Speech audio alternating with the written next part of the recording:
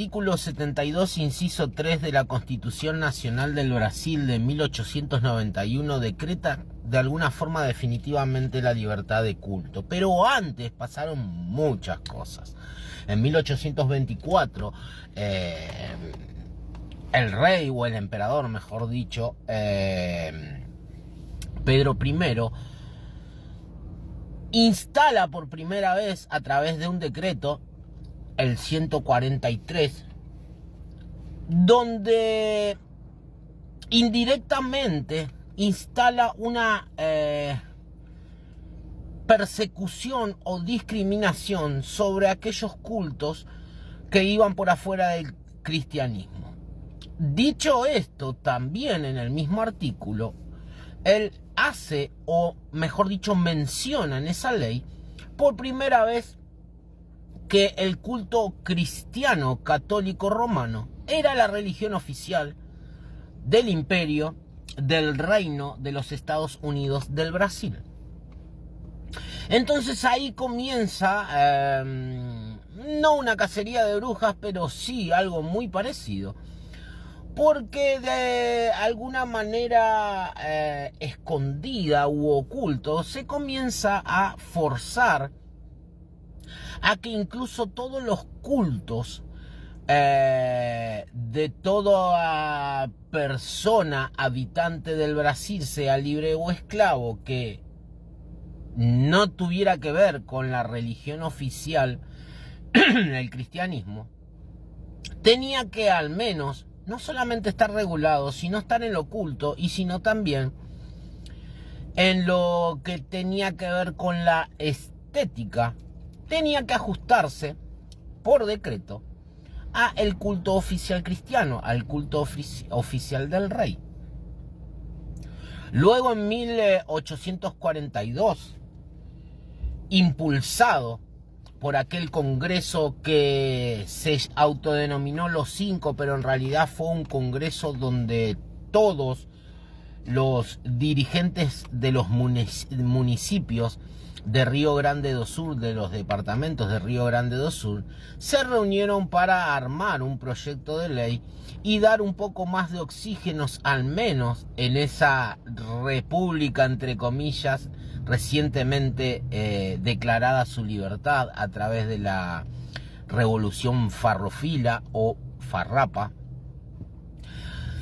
Y luego en 1890 en Río de Janeiro se toma, obviamente recordemos algo, 1888 es la abolición de la esclavitud, y tiempo después nace una república, ¿sí?, en el Brasil. Todas estas cuestiones y estas fechas te las voy mostrando para que vos en tu imaginario vayas pensando todos los procedimientos que tuvieron que sufrir y vivir los practicantes de los cultos que no eran oficiales, no solamente afros, sino judíos, sino los calí o los romá o los gitanos, y así sucesivamente, los moros, ya para esa altura 1888 los italianos, y un montón de cuestiones que no necesariamente comulgaban con el cristianismo romano oficial. Entonces, de la misma forma, eran perseguidos, eran controlados por la fuerza pública. El Código Penal es muy claro, y tiene incluso, hay un artículo que tiene 3 incisos donde detalla incluso la multa de carácter individual de acuerdo a la concentración de esas religiones, de esa cantidad de gente. Es decir, mucha gente, cada uno tenía que pagar 25.000 monedas,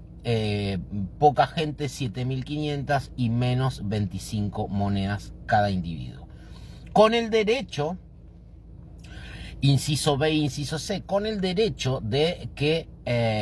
los lugares que se fueron utilizados para dichas reuniones no oficiales podían ser derrumbados, ¿sí?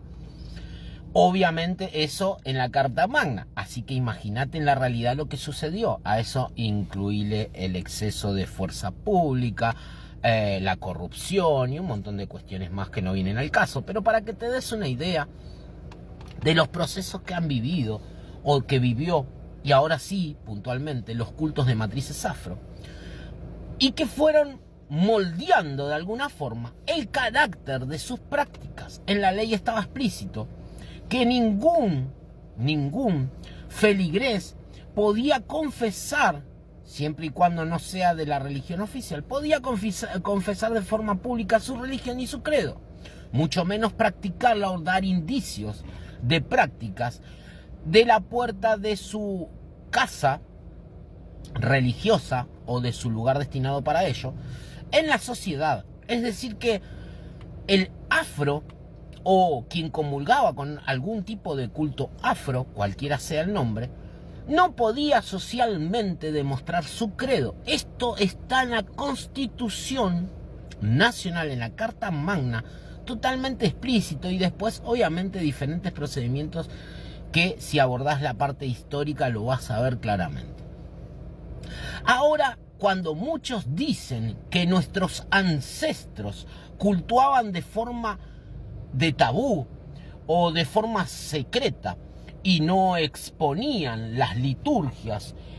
o los procedimientos religiosos de las casas, y porque eso era fundamento y bla bla bla, no, mi amigo, no era un fundamento, era un fundamento, si querés, impuesto a la fuerza,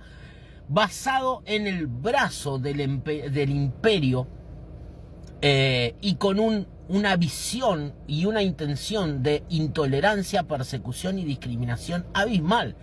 Entonces, mucho cuidado cuando se hablan estas pelotudeces, que por querer demostrar que somos regrosos y de la vieja escuela, terminamos de alguna forma reivindicando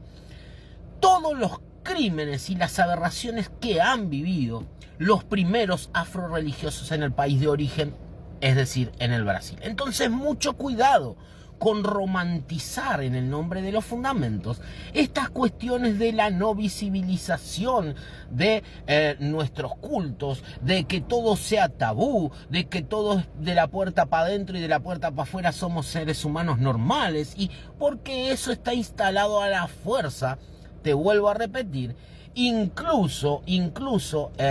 utilizando la fuerza pública, es decir, la policía militar. Entonces, ojito, mi amigo, yo te puedo permitir, y estamos en libre expresión, y hablar las pelotudeces que vos quieras, los likes que vos tengas ganas, y levantar la bandera que vos quieras. Ahora, cuestiones que están basadas en la total ignorancia / soberbia típica del ignorante, hay que tener cuidado. Hay que tener cuidado, porque esbozar o anunciar de forma pública que la vieja escuela cultuaba de forma oculta y del tabú y del secreto de nuestro sagrado y de estás poniéndote del lado del emperador, de Pedro I, y aplaudiendo absolutamente todo tipo de aberración que han ejercido en principios y mediados del siglo XIX en el Brasil, y que han sufrido nuestros ancestros religiosos o nuestros ancestros desde la forma ideológica, ¿no? Entonces, mucho cuidado. Te di un paseo rapidísimo por el marco jurídico y de dónde sale esta conducta. Si vos me decís si nada de esto hubiera existido, bueno, seguramente que los cultos afro hubieran sido celebrados en las calles. Recordá que de ahí viene el fundamento de por qué Eshu de noche, de por qué las velas se prendían de afuera, y porque si la prendían la vela afuera de las casas destinada para eso, con la persecución que tenía, la ley dice, inciso B, artículo 147 del Código Penal 1842, que tenían el derecho de derribar dicha casa. Entonces, mi amigo, no es fundamento que la hermana Pepa prenda una vela fuera de casa. La raíz de ese fundamento fue la persecución política y religiosa de los descendientes o de los afines a los cultos afro en Brasil. ¿Se entendió? No te lo vuelvo a explicar, mi amigo, Humildad y estudio.